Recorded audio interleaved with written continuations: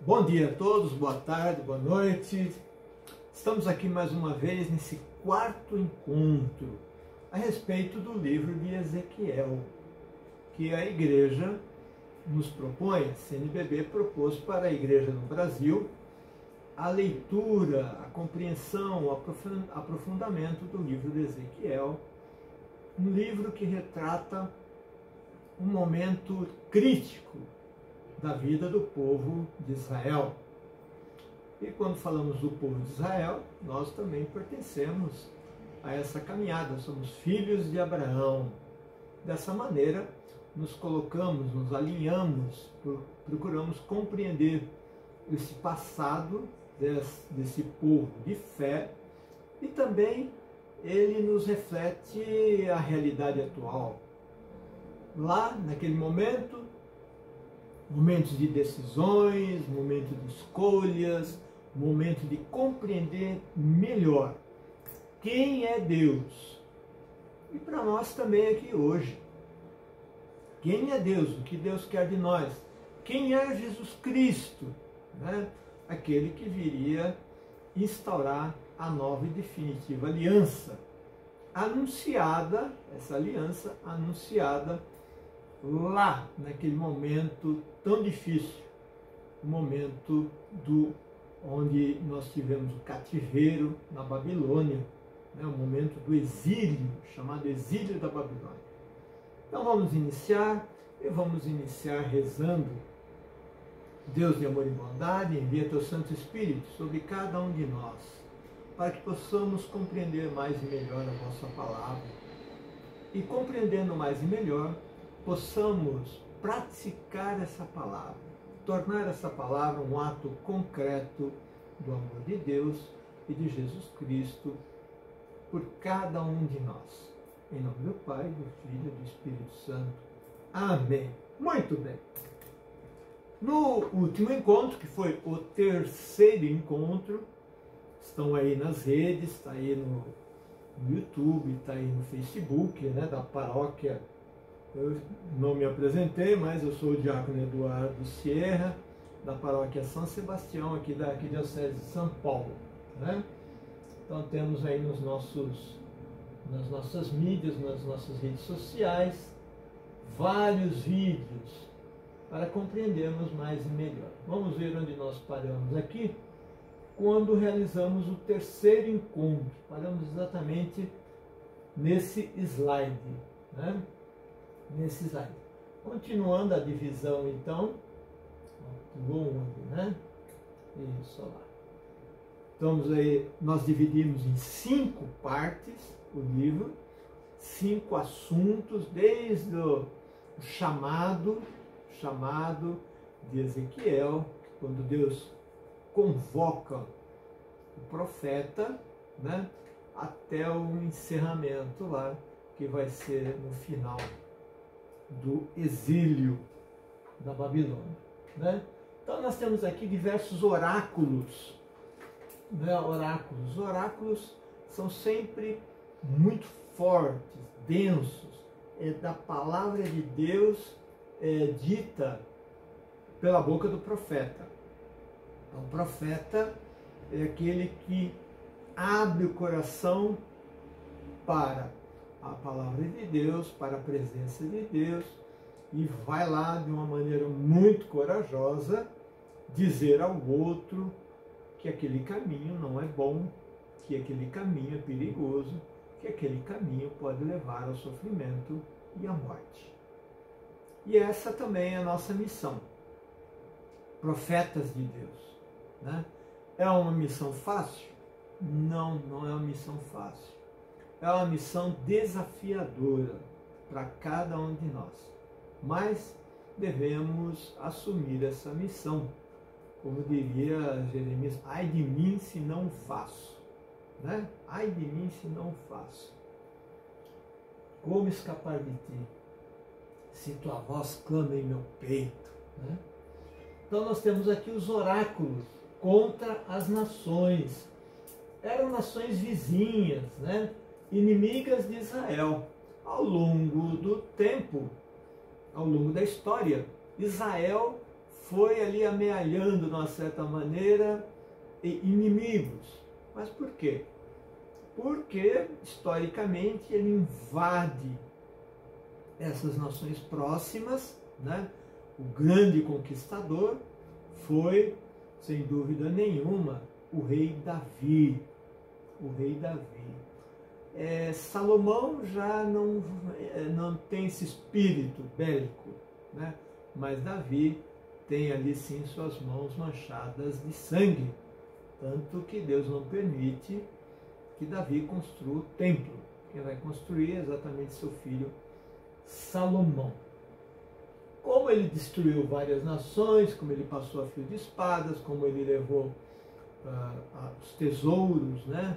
Levou os grandes, o ouro e a prata desses reinos próximos ali, ao longo do tempo ele foi sim fazendo grandes inimigos. Que nesse momento em que o templo é destruído, Judá é destruída, o esplendor, o famoso esplendor de Judá de Israel são derrubados, né? É lógico, né, que os inimigos ficam muito alegres, os inimigos, de uma certa maneira, fazem festa, né? Então, como Amon, Moabe, Edom, Tiro e Sidom. Na verdade, a gente diz aqui nações.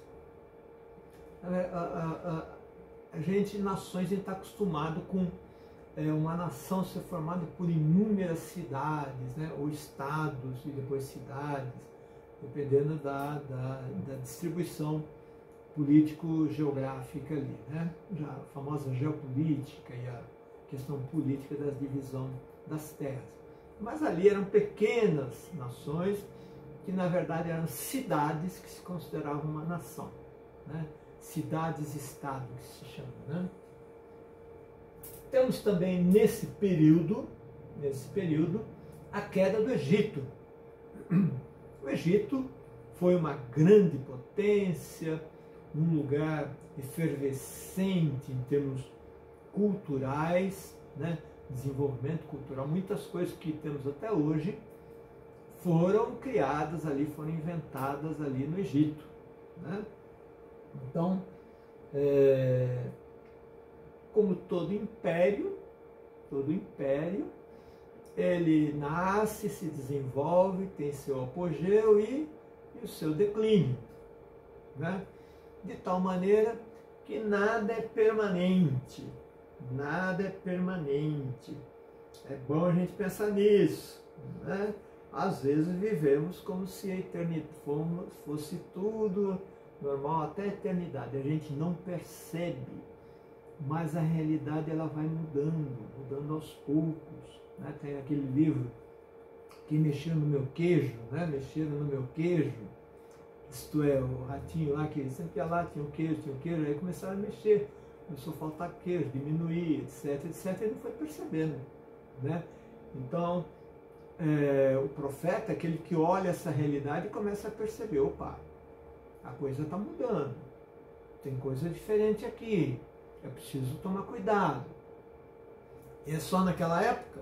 Não, a realidade nossa aqui também, é preciso olhar a realidade, o que é que está mudando, o que é que a gente precisa, como profeta, se insurgir contra algum mal que essa mudança possa ocasionar. É claro que todo processo de evolução exige uma mudança, mas nem toda mudança leva a uma evolução. Muitas mudanças levam ao declínio, né? Muitas mudanças que vão acontecendo vão levando aí à queda, como aconteceu com o Egito. O profeta anuncia a queda do Egito, uma das maiores potências da época, como sinal do poder de Deus. Então você vai falar, então é sinal do poder de Deus, então Deus vai lá e derruba o poder do Egito para que outro... Não. O poder de Deus vai mostrando que, à medida em que a sociedade vai se degenerando, né, ela mesma vai perdendo força, ela mesma vai perdendo unidade, com divisões, né? Ela mesma vai de alguma maneira se deteriorando de tal forma que ocorre a queda, né? Deus fez as coisas de tal maneira que nós estejamos unidos, comunidade, comum unidade, mesmo que sejamos, que haja diversidade, que sejamos diferentes uns dos outros. Não é para todo mundo ser igual, não. Lembra da parábola dos talentos? Para um deu 5, para outro deu 2 e para outro deu 1. E o texto ainda fala, de acordo com a capacidade de cada um. Mas apesar de sermos diferentes, com diferentes capacidades, isso é bom, né? Porque isso faz com que o que eu não sei, eu não tenho uma boa talento para isso, o outro tenha, e assim todos nós vamos caminhando e uns ajudando os outros ali com o talento que Deus nos deu, né? Mas é preciso colocá-los à disposição, é preciso colocar esses talentos em benefício do outro, em benefício de todos. E o que ocorre com esses grandes impérios é que eles começam a se achar, né? A soberba toma conta, a vaidade toma conta, nós somos fantásticos, né? Eu me lembro daquele filme Central do Brasil, né? Em que houve uma entrevista, né? Quando concorreu lá ao Oscar, teve uma entrevista entre os americanos e uma mulher deu uma entrevista, eu gravei bem, e ela disse assim: eu dou graças a Deus por ter nascido nos Estados Unidos e não ter nascido no Brasil, né? Que era aquela situação miserável ali, né, da questão central do Brasil, onde a pessoa escrevia cartas para o outro que não sabia escrever, né? Coisa bem terrível em termos culturais, né? Então a pessoa vai se achando, que bom que eu nasci nos Estados Unidos, né? O paraíso não é os Estados Unidos, só tem um paraíso, que é o paraíso eterno. Claro que tem lugares bons e lugares que não são bons para vivermos, porém nenhum lugar é o paraíso, né? Daqui, terrestre. Muito bem, então é isso aí. Veja que a realidade está se transformando, a realidade está passando por um processo de mudança, não digo de evolução. Como eu disse, nem toda mudança leva a uma evolução. Às vezes a mudança leva à decadência. Muito bem, vamos seguir adiante aqui. Oráculos de salvação para Israel. Vai do capítulo, deixa eu pegar minha batuta aqui, vai do capítulo 33 ao capítulo 39. Veja que o livro tem 48 capítulos, né? É um livro bem grande, denso e cheio de simbolismos, né? Então a gente tem que navegar ali naquele simbolismo de uma maneira cuidadosa, né? Apesar da destruição e do exílio, Ezequiel traz uma mensagem de esperança, profetizando a restauração de Israel e a volta à terra prometida. Deus, por mais que a gente passe por dificuldades, por mais que a gente passe por situações difíceis, se a gente se aproximar de Deus, temos a certeza, pela nossa fé, que nós venceremos. Ah, mas olha, a situação é ruim, é isso, é aquilo. Mas nós vamos vencer. Jesus Cristo venceu o último e o grande desafio, o grande mal, que foi a morte. E ele, em sua morte, nós também morremos e ressuscitamos. Então, entramos nessa dinâmica da Trindade Santa e de Jesus Cristo, né? Então, ele tem aqui essa esperança. E a esperança está aonde exatamente? A esperança está na fé em Deus.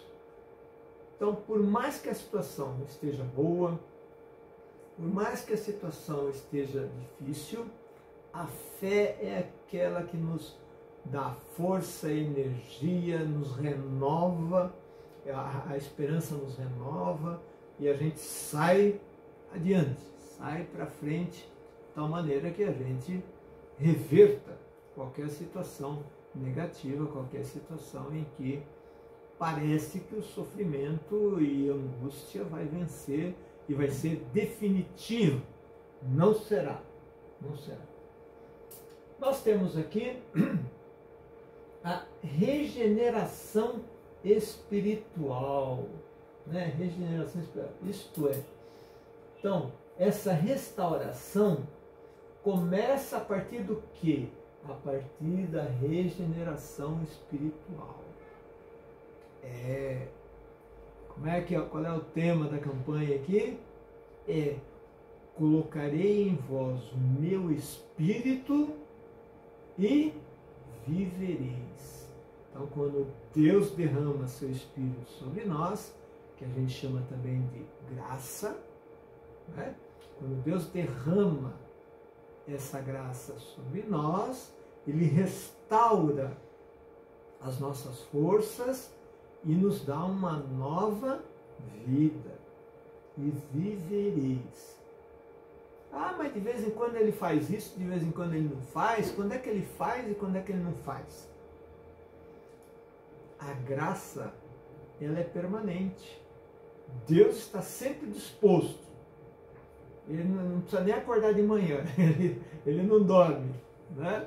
Ele está sempre disposto a inundar esse ser humano com sua graça, se autocomunicar, comunicar o seu imenso amor para cada um de nós.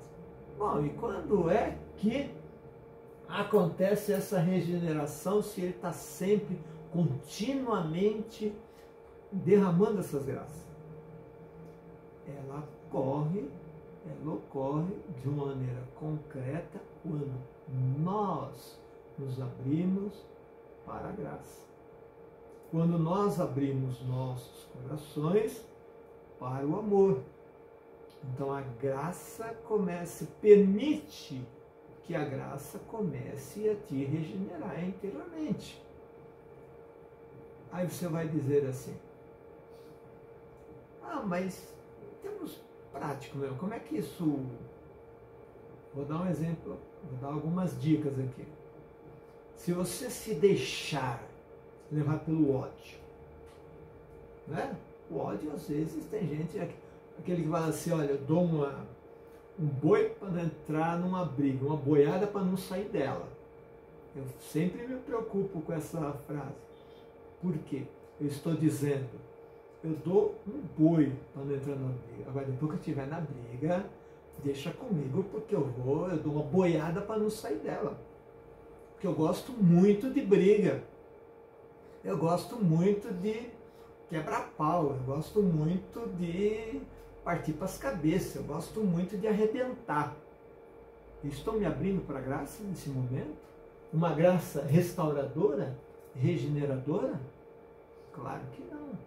Assim como ressentimento. O que é ressentimento? Ficar sentindo a mesma coisa a vida inteira.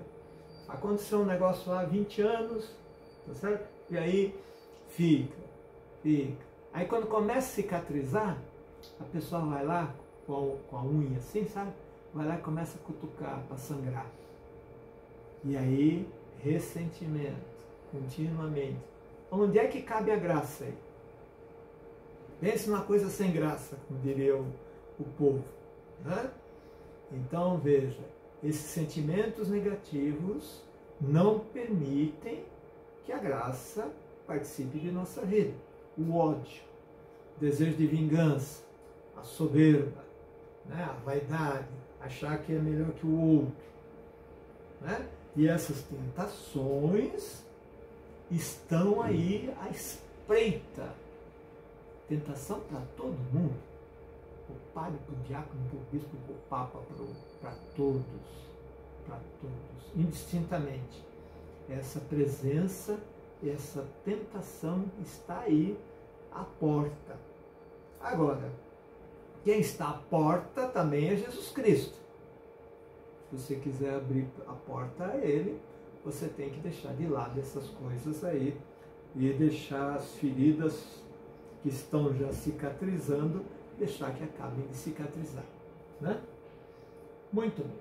Também tem essa parte aqui, as ossadas revivem, mas nós vamos dar uma lida aqui nesse texto dessa regeneração espiritual, essa proposta, né? Por isso que é um livro que a gente chama de sofrimento e de esperança, essa dinâmica aí da esperança. Então vamos ler aqui, capítulo de Ezequiel 36, versículos 16 a 28.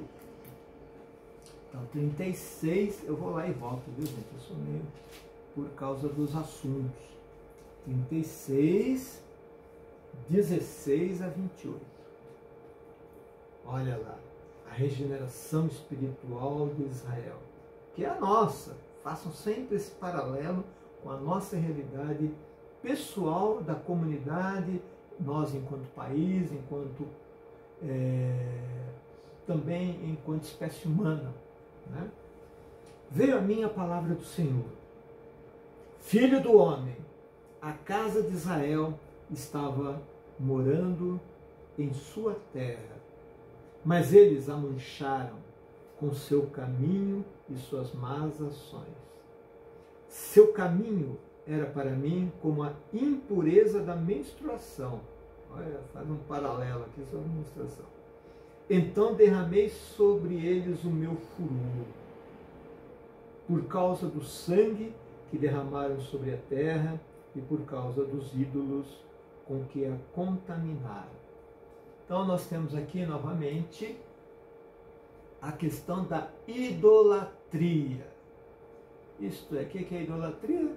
É colocar alguém ou alguma coisa no lugar de Deus.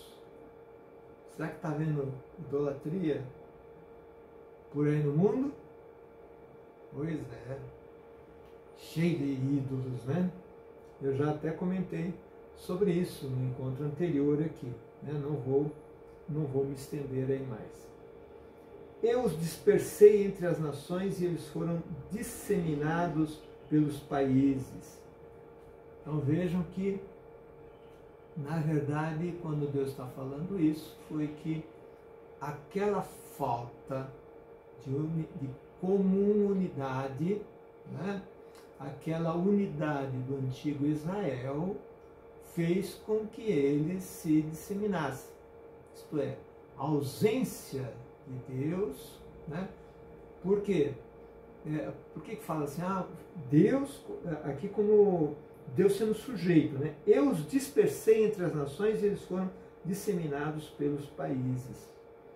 Acontece que Deus está constantemente tomando conta de nós. Então, se nós viramos as costas para Deus, se nós não permitimos que a graça penetre, é como se Deus estivesse te largando solto. É como se Deus não é. Deus te larga solto, porque você negou a Deus. E aí você vai ter a ausência de Deus. Onde Deus está ausente, vai ter alegria? Não.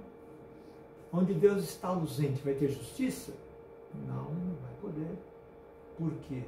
Por causa da idolatria de que é colocada, né?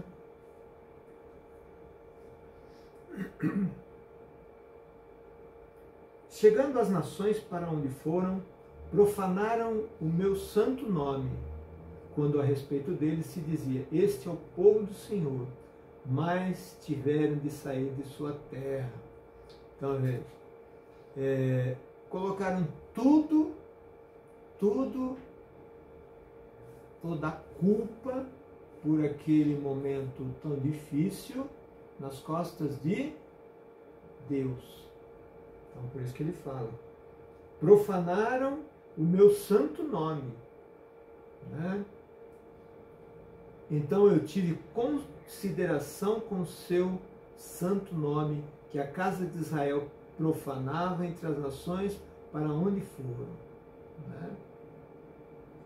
Então nós temos aqui essa essa questão que Deus está continuamente, pela nossa fragilidade, pela nossa imperfeição, nós temos a necessidade dessa presença contínua.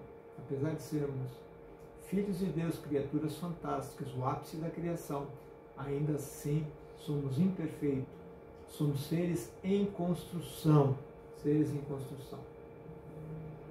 né? Aí ele diz assim: por isso, diz a casa de Israel, assim diz o Senhor Deus, não é por causa de vós que eu ajo, casa de Israel, mas por causa do meu santo nome, que vós profanastes entre as nações, para onde fostes. Então, Deus vai começar a agir aí, para mostrar que o seu nome é santo e que Ele é o Deus, para que haja esse resgate espiritual, né? Santificarei o meu grande nome. O que é santificar? Tornarei santo o meu grande nome. Porque vocês fizeram com que abandonaram e vocês desprezaram o santo nome de Deus, né? Não deram bola. Santificarei o meu grande nome, profanado entre as nações no meio dos quais o profanastes. As nações saberão que eu sou o Senhor. Aqui é Deus se colocando no seu lugar de Criador, de Deus de todas as coisas, do grande Deus. E que a gente o reconheça, e que eles o reconhecessem como Deus, verdadeiramente Deus, né? E não aí uma coisa qualquer, um bezerro de ouro, né? Onde muitos se prostraram desde a saída do Egito. Oráculo do Senhor Deus, quando por meio de vós mostrar minha santidade à vista delas, eu vos tomarei dentre as nações, recolhendo-vos de todas as terras, e vos conduzirei à vossa terra. Então aqui Deus deixa claro, né, que a partir desse arrependimento, a partir dessa reconsideração a respeito do santo nome de Deus, né, o que vai acontecer? Eu vos tomarei dentre as nações. Então vai lá resgatar cada um que estiver disperso pelo mundo todo para retornar à casa de Israel. Está dando para entender que aquele que é de Deus, né, que somos todos nós, Deus vai nos resgatar no meio desse mundão todo aí, se você for verdadeiramente de Deus, né? Se você santificar o nome de Deus, você será resgatado aí, onde quer que você esteja. Pode estar em qualquer buraco aí desse mundo velho aí, que Deus vai nos resgatar. E vos conduzirei à vossa terra, né? Aquela terra santa. Aspergirei sobre vós água pura e sereis purificados. Então nós vamos passar, e eles passariam por um processo de purificação. Esse processo de purificação é eliminar todas as impurezas que nos afastam de Deus e que nos impedem desse contato com o divino. Eu vos purificarei de todas as impurezas e de todos os ídolos. Veja, aqui já está vendo onde Deus é o sujeito dessa purificação, né? Deus vai mostrar que para a gente que o ídolo, ele é o ídolo de barro, o ídolo do dinheiro, o ídolo da fama, o ídolo, são coisas passageiras, né? São ídolos que não têm o menor sentido. A quem devemos ter adoração é por Deus, né? Deus, estamos falando aqui Deus Trindade, né? É Jesus Cristo, Pai e o Espírito Santo. É o Filho, é o Pai, Filho e o Espírito Santo. É por esses que temos que ter adoração. E por Maria, Nossa Senhora Aparecida, temos adoração? Não. Por Maria temos veneração. E por Maria de uma maneira especial, diferente dos santos, nós temos hiperveneração. Uma veneração acima de todos os santos. Maria tem um lugar muito especial. Mas deve ser adorada? Não. Só devemos adorar a Trindade Santa. Né? Só devemos adorar a Trindade Santa. Eu vos darei um coração novo. Um coração novo. Será que é o músculo cardíaco novo? Né? O músculo cardíaco bom, ele irriga todo o corpo, todas as células do corpo, com sangue, vai e volta, né? Faz toda essa dinâmica, né, do sangue. Um coração novo, mas isso é na dimensão o quê? Espiritual, na dimensão espiritual. E porém em vós um espírito novo. Um espírito novo. Isto é, a partir desse novo coração, você terá um espírito novo. Está falando lá para aquele povo que precisava ser resgatado, que precisava ser salvo, e está falando para cada um de nós aqui também, não é verdade? Tirarei do vosso corpo, essa frase é famosíssima, né? Famosíssima. Tirarei de vosso corpo o coração de pedra e vos darei um coração de carne. Isto é, tirarei um coração duro, seguindo os ensinamentos de Jesus. Nós verdadeiramente renovamos esse nosso coração e é um processo. Não é assim, ó, segunda-feira eu serei fantástico, terei um grande coração, amoroso, generoso, bondoso. Não. É um processo de conversão. Acaba quando? Acaba no dia da nossa morte. Né? E aí estaremos finalmente renovados pela ação da nossa glorificação e da nossa ressurreição. Né? Mas aqui já, então, tirarei desse vosso corpo, do vosso peito, coração de pedra, e vos darei um coração de carne. Né? Então veja, o coração, quanto mais flexível ele for, mais ele promove a sua função. Então, ter um coração flexível, coração de carne, flexível, não duro. Coração duro, enrijecido, que não tem ação, ele consegue se contrair? Não. É um coração que se contrai. E esse coração, ele faz com que eu me ajeite aqui, tenha resiliência, me adapte, me recupere, acolha o outro, mesmo que o outro seja mais ou menos, mas o outro também está em construção, assim como eu, e nós vamos aí nessa caminhada, um ajudando o outro, na nossa imperfeição, caminhando nessa estrada. Porém em vós o meu espírito, e farei com que andeis segundo minhas leis, e cuideis de observar os meus preceitos. Habitareis na terra que dei a vossos pais. Sereis o meu povo, e eu serei o vosso Deus. Bonito isso, né, gente? Eu vou contar, né? Então, veja. Porém em vós o meu espírito, e farei com que andeis segundo minhas leis. Isto é, a lei aqui já deve ser impressa na nova e eterna aliança, lá em Jesus Cristo, que isso vai acontecer, né? Aqui o profeta, o tempo é passado, presente e futuro, ele perpassa tudo, né? Então, colocarei esse coração de carne aí, tem a ação de quem? De Jesus Cristo também para nós, né? Assim como ele está anunciando aqui para aquele povo, para que aquele povo possa segui-lo verdadeiramente de coração, possa aceitá-lo de coração.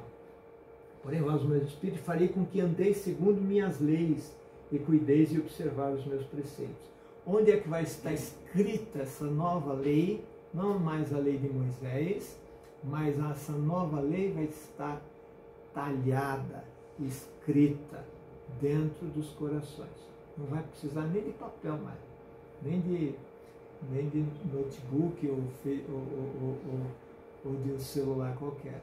Né? Ela vai estar escrita, inscrita dentro dos nossos corações, mas nesse novo coração que Deus nos dá a partir do momento que nós os seguimos. Muito bem, já falei demais, vocês não gostam de vídeos muito longos, então veja, nós estamos parando aqui. Por quê? Porque aqui nós temos um texto muito importante também, onde nós temos as ossadas que revivem, a grande restauração ali prometida pelo profeta. Então vamos agradecer a Deus pela sua presença e que Ele regenere os nossos corações, faça essa regeneração espiritual, não só aquele povo lá que conseguiu retornar depois para Israel, mas que Ele regenere os nossos corações e possamos viver mais e melhor. Então agradecemos a Deus pela sua presença, pela sua vinda em nosso auxílio, para que pudéssemos compreender melhor a sua palavra. Essa palavra tão rica em vida e vida em abundância. Que Deus nos abençoe e que permaneça em cada um de nós. Em nome do Pai, do Filho e do Espírito Santo. Amém. Até o próximo encontro, que será o último encontro, o quinto e último encontro.